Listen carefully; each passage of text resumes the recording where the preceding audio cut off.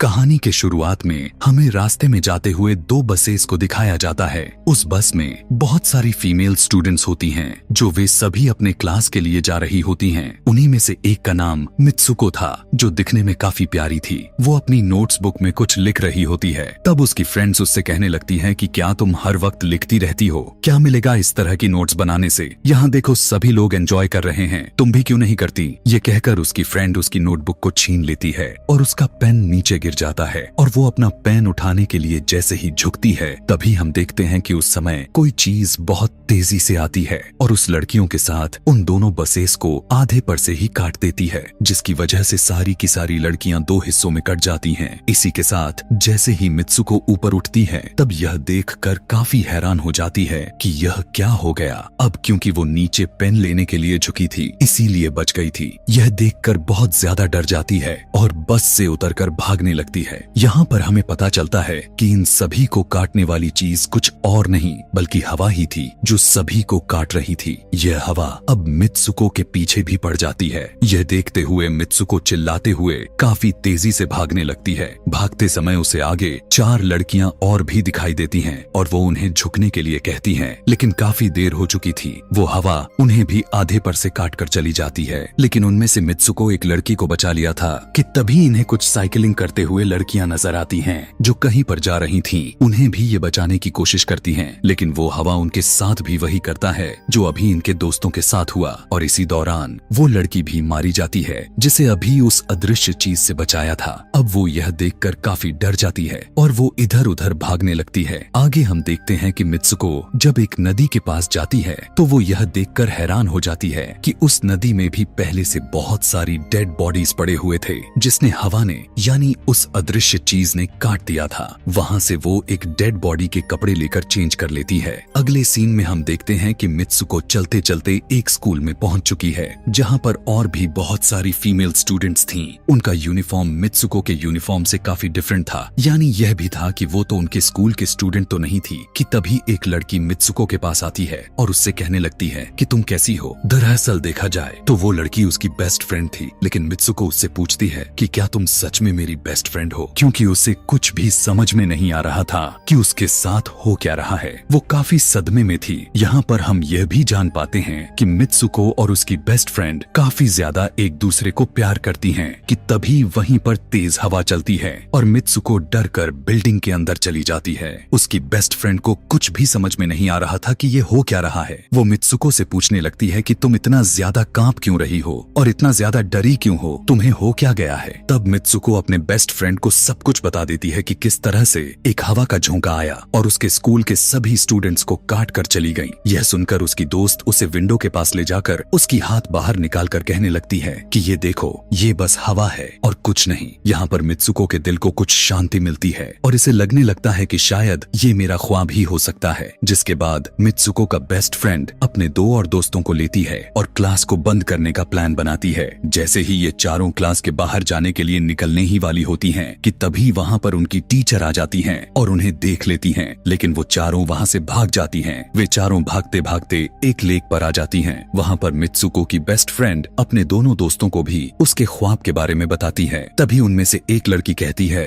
कि हो सकता है कि यह सच हो, जैसे मिरर वर्ल्ड होती है जहाँ पर इस दुनिया से ऑपोजिट यानी उल्टा होता है। यह कहकर वो तालाब में एक पत्थर फेंक कर कहने लगती है कि देखो, यहाँ पर मैंने तो पत्थर फेंका है, लेकिन हो सकता है कि दूसरी दुनिया में मैंने ऐसा ना किया हो। कि तभी अचानक से उस तालाब में से एक क्रोकोडाइल निकल कर आता है, उसमें से एक लड़की को खा जाता है। फिर वो लड़की कहने लगती है कि देखो, मैंने कहा था ना, जो इस दुनिया में होता है वो उस दुनिया में बिल्कुल भी नहीं होता, और जो उस दुनिया में हो रहा है वो इस दुनिया में नहीं हो सकता। तो इसको भी उसी दुनिया में मगरमच्छ ने खाया है। और यहाँ पर ये देखो, ये तो बिल्कुल सेफ है। उसी लेक के पास एक बिस्तर यानी एक बेड नजर आता है। ये चारों उस बेड से तकिए को उठाकर खेलने लगती हैं कि तभी हम देखते हैं दूर से 2 लड़कियां इन्हें देख रही थीं। उन दोनों लड़कियों में से एक ब्राइडल बनी हुई थी, क्योंकि ये दोनों लड़कियां आपस में एक दूसरे से शादी कर ली थीं। जिसके बाद उनमें से एक फ्रेंड बताती है कि हमें कुछ ऐसा करना होगा जो उस दुनिया में इम्पॉसिबल हो, क्योंकि हमारे किस्मत तो पहले से लिखी जा चुकी है, लेकिन हम इसे बदल भी सकते हैं। जिसके बाद ये सभी लड़कियां अपने स्कूल में वापस आती हैं और नेक्स्ट लेक्चर लेने के लिए क्लास में चली जाती हैं कि तभी मित्सुको देखती है उसके पास एक तकिया पड़ा हुआ है।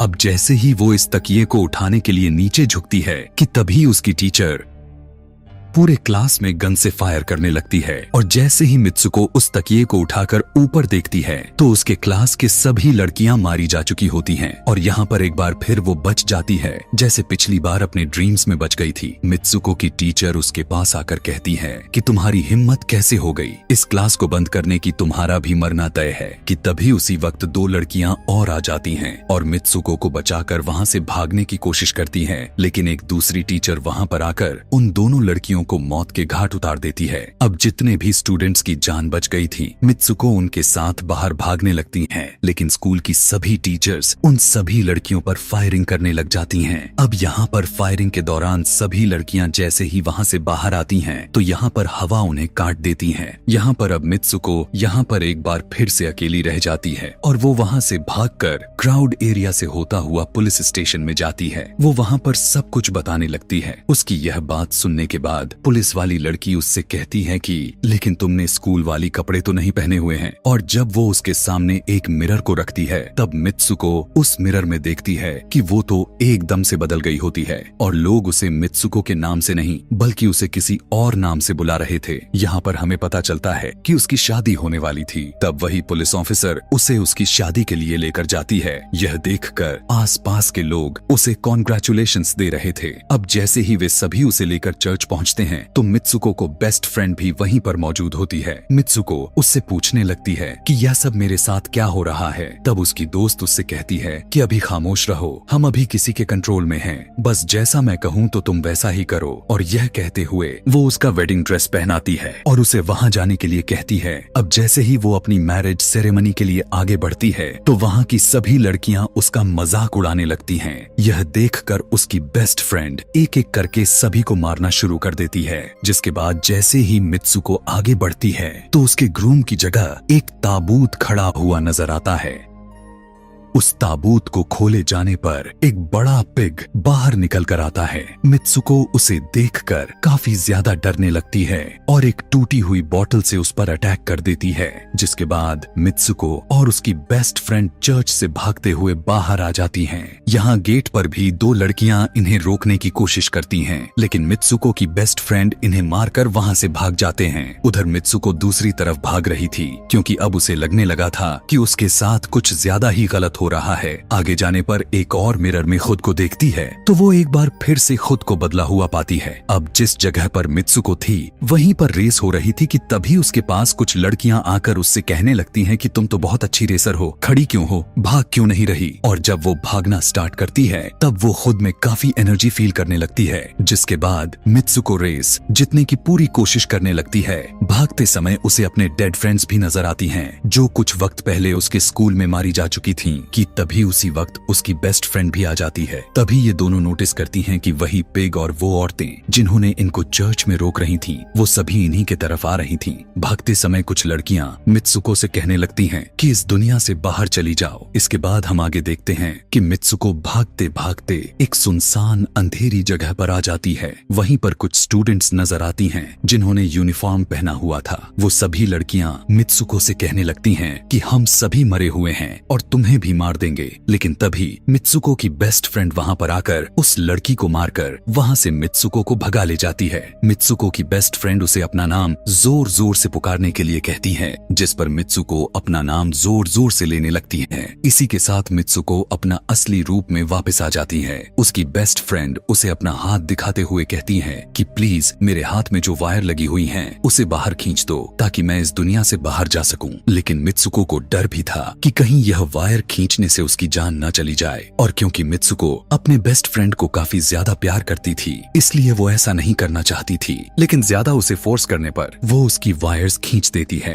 वायर खींचते ही उसकी बेस्ट फ्रेंड की बॉडी दो हिस्सों में बट जाती है और तभी उसी वक्त उसे एक गेट नजर आती है। उस दरवाजे से बाहर आने पर वो देखती है कि अब वो आदमियों की दुनिया में आ चुकी है। वहीं पर उसके पोस्टर्स भी लगे हुए थे। जिस पोस्टर को कुछ लड़के देख रहे थे तभी एक लड़का मित्सुको के पास आकर कहता है कि तुम फ्यूचर में हो। इस बात को सुनते ही वो बेहोश हो जाती है। कुछ टाइम के बाद जब उसे होश आता है तब वो आगे बढ़ती है। तब वो देखती है कि एक बूढ़ा आदमी गेम खेल रहा होता है और उसी गेम में मित्सुको वही कैरेक्टर नजर आती है जो अभी बनी हुई है। मित्सुको को देखते ही बूढ़ा आदमी कहने लगता है कि मैंने ही इस गेम को बनाया है और मैं ही हूँ जो तुम लोगों को कंट्रोल कर रहा हूँ। तुम तो बहुत पहले मारी जा चुकी थी, लेकिन मैंने तुम्हारा डीएनए लेकर तुम्हें फिर से बनाया। मित्सुको को जब यह बात सुनकर उसे पता चल जाता है कि यह एक गेम है तो उसे लगता है कि शायद मैं अभी भी अपने दुनिया में जा सकती हूँ कि तभी उसी समय एक आदमी आता है और मित्सुको को अपने पास बुलाने लगता है। तब वो बूढ़ा आदमी मित्सुको से उसकी आखिरी लेवल को कंप्लीट करने के लिए कहता है। वो आगे बढ़ने लगती है कि तभी मित्सुको को अपने दोस्त की कही हुई बात याद आ जाती है कि अगर हम इस दुनिया में कुछ ऐसा करेंगे जो दूसरी दुनिया में इम्पॉसिबल हो तो तुम इस गेम से बाहर आ जाओगी। और इसी के साथ वो इस आदमी का गला दबा देती है और कहने लगती है बस करो हमारे साथ खेलना। यह कहकर मित्सुको उस बूढ़े आदमी की छड़ी को उठाकर अपने पेट में घुसा देती है, जिस वजह से उसकी मौत हो जाती है। और यहाँ पर हम देखते हैं कि बूढ़ा आदमी यह सोच भी नहीं सकता था कि मित्सुको ऐसा कुछ कर सकती थी और इसी के साथ उसकी डेस्टिनी पूरी तरह से चेंज हो जाती है। वो इस दुनिया में यानी गेम में तो मर चुकी थी, लेकिन असली दुनिया में वो अभी भी जिंदा थी। आगे हमें ये भी दिखाया जाता है कि मित्सुको के बाकी के कैरेक्टर्स भी किसी न किसी वजह से अपने आप को मार लेते हैं और अब वे सभी गेम का पार्ट नहीं थे। अगले सीन में हमें मित्सुको को बर्फीले जगह पर लेटा हुआ दिखाया जाता है और अब वो अपने रियल वर्ल्ड में आ चुकी थी। और इसी के साथ यह दिमाग घुमा देने वाली कहानी यहीं पर खत्म हो जाती है। आगे और भी ऐसे ही एक्सप्लेनेशन मूवीज देखने के लिए कमेंट में नेक्स्ट लिखना ना भूलें। Thanks for watching.